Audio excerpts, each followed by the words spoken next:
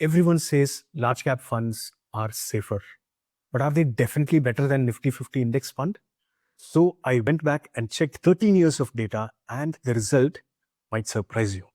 There are 33 regular large cap funds in the market today, and 24 of them have a history of 10 plus years. After filtering for reliability of data, I found there are 20 of them which can be compared fairly. I picked UTI Nifty 50 index fund because that is the oldest index fund available in India and used that as the benchmark. So let's see how these 20 large cap funds fared against UTI Nifty 50 index fund, both in terms of a lump sum investment as well as SIP. Did active large cap funds beat the Nifty 50 index for lump sum investments? Let's look at the data. Friends, take a close look at this table having the CAGR of all the funds for 1, 3, 5, 10, 11 and 12 years. The green cells show where the fund matched or outperformed the index fund. The white cells show where the fund failed to beat the index. Only two funds, Nippon India and ICICI, have beaten the index across every single year.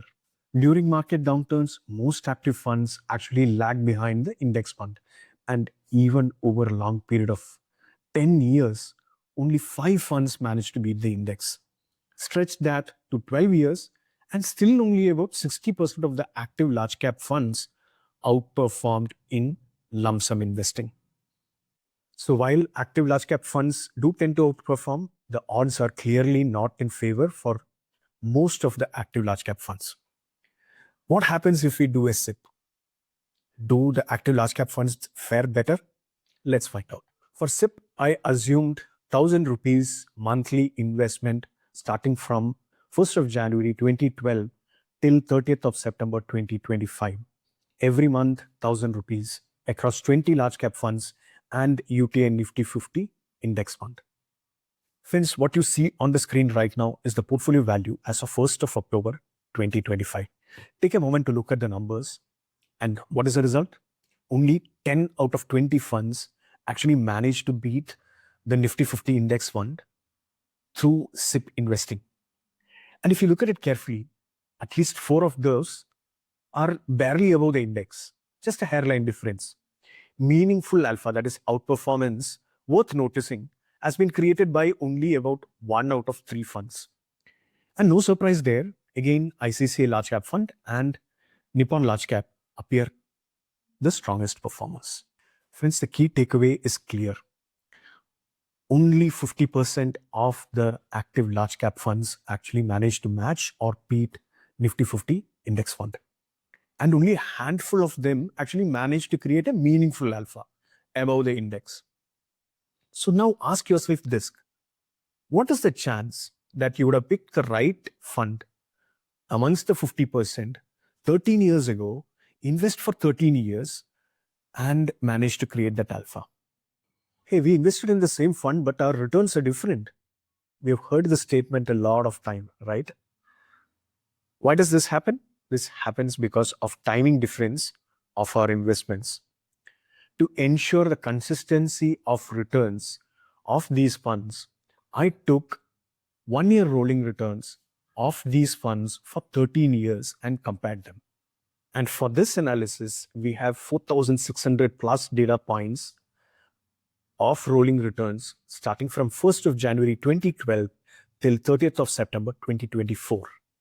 Here's how it works. The first rolling return period takes returns from 1st of January 2012 to 31st of December 2012. The next from 2nd of January 2012 to 1st of January 2013, and so on, moving one day ahead at a time. This allows us to see how consistently each fund outperformed the index, not just at one point in time, but through every possible continuous 1-year period in the last 13 years. And here is what we found. Out of the 4,656 data points, the different rolling returns over the 13 years, only 4 funds managed to beat the Nifty 50 index 60% of the time. And no surprise there, ICICI Large Cap and Nippon Large Cap funds are right there at the top. Friends, it is important to look at CAGR, SIP returns, and rolling returns in tandem. Each of them provide a different dimension to you about the fund. CAGR provides what is the long-term growth. SIP returns talks about the real investor experience like us.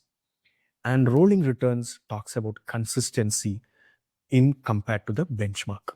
Only when you see the three in tandem will you know the real repeatable performance of a mutual fund. So friends, after studying the data for 13 years for SIP and lump sum investment, one thing is clear. There are only two funds which has actually beaten the benchmark most of the time. Most of the large cap funds, active large cap funds, have not managed to beat the Nifty 50 index, which raises a very interesting question. What if the index is built different? If the index is a Nifty 50 equal weighted index, which almost behaves like an actively managed fund, will the results be even better? That is what I'm going to find out in the next video. Friends, if you found this analysis useful and interesting, please subscribe and join me for the part 2, where I will talk about have active large cap funds managed to beat the equal weighted Nifty 50 index fund.